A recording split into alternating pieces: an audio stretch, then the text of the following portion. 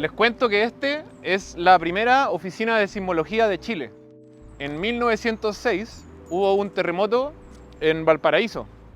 Destruyó la ciudad casi por completo. Y surgió de parte del gobierno de ese momento la necesidad de instalar una manera de entender mejor cómo funcionaba la sísmica.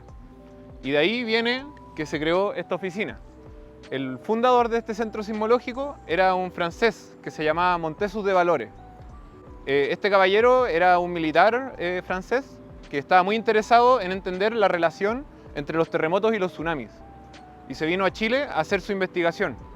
Hizo una recapitulación de todos los sismos importantes que han habido en Chile desde el siglo XVII hasta su fecha, que él murió como en 1950, si no me equivoco. Ellas son 2 o 3 libros en el que él recoge estadísticas de varios terremotos de Chile y los compara con los reportes hablados de los tsunamis asociados a esos terremotos. Y él lideró esta oficina hasta que después se convirtió en el Centro Sismológico de la Universidad de Chile y migró hacia donde se encuentra hoy en día, en la Facultad de Ingeniería de la Chile, ahí en Parque O'Higgins. Hay algunos registros históricos de esta oficina que se hicieron en el sismógrafo, que sería hermoso que estuviera acá y lo pudiéramos visitar ahora, pero ya no se encuentra, en particular del terremoto más grande registrado por la humanidad, que es el de 1960 de Valdivia. Bueno, los sismos son ondas que se generan en las capas más profundas de la Tierra y como ondas se propagan a través de la roca. Y nosotros, acá en superficie, buscamos metodologías para interpretar estas ondas de alguna manera. La primera metodología que inventamos fue una escala basada en la observación cualitativa de la destrucción causada por los terremotos. Pero es la escala de Mercalli, que va subiendo de grado dependiendo de la destrucción de un sismo. Después inventamos la escala de Richter, que es una medición cuantitativa, o sea, numérica de cómo funciona un sismo. Y los sismogramas son agujas que están proyectadas sobre un papel. En este tiempo se usaba un papel de carbón con una aguja que lo rayaba y generaba estas líneas blancas que vemos acá. Ahora, hoy en día ya no usamos esos sismógrafos tan anticuados que eran más imprecisos, pero sigue siendo un registro que en su momento tuvo una utilidad. Entonces, cuando ocurre el sismo, la aguja del sismograma se empieza a deslizar sobre el papel y el papel avanza y va marcándolo. Entonces, las ondas que vemos de este sismo nos describen las características del sismo. Y hay diferentes ondas que marcan las etapas de los terremotos. Hay 4 que son las principales.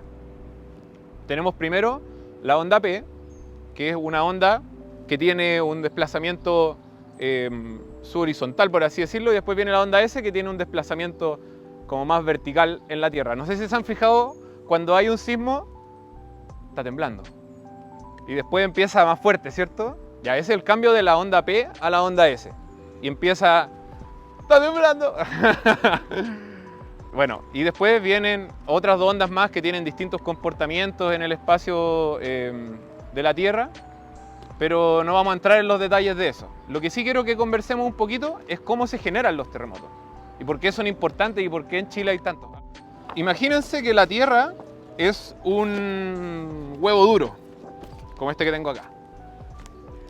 El núcleo sería nuestra yema, ¿cierto? La parte amarilla, núcleo interno de la Tierra. Después tenemos la clara, que sería el manto, que es todo lo que está aquí en naranjo. Y después tenemos la cáscara, que es la corteza, que es donde nosotros habitamos. En proporción de tamaño son más o menos similares. La corteza es bien delgadita comparada con el grosor de las otras capas. Bueno, les cuento que en las partes más delgadas de la corteza terrestre, la corteza mide 5 kilómetros, que son los fondos marinos. En general, en promedio, hay un poquito más grueso, un poquito más delgado. Y en las partes más gruesas, que sería, por ejemplo, Sudamérica, en la cordillera de los Andes, por ejemplo, es uno de los sectores de corteza más gruesa, llega a medir 70 kilómetros de espesor. Entonces, alrededor de los 100 no era una mala estimación. Después de eso ya empieza a ser inestable y las partes de abajo se derrumban hacia el manto. Entonces quiero que hablemos de la corteza terrestre. Cuando ustedes agarran este huevo duro y lo golpean en la mesa para partirlo, la cáscara se agrieta en muchos pedazos, ¿cierto? todos esos pedazos agrietados son las placas tectónicas. Aquí tengo un mapa mundi dividido por placas tectónicas. Cada color es una placa tectónica. Y ahora estas placas que son la cáscara rota, ¿cierto?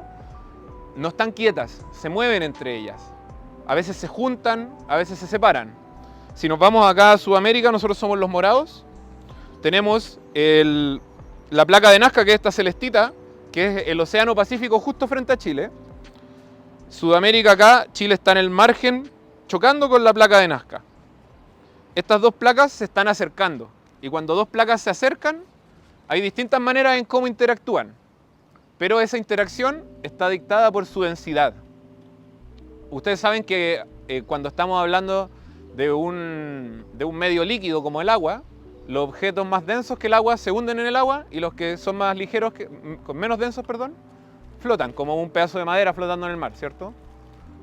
Entonces, lo mismo pasa con las placas tectónicas porque el manto se comporta como un líquido.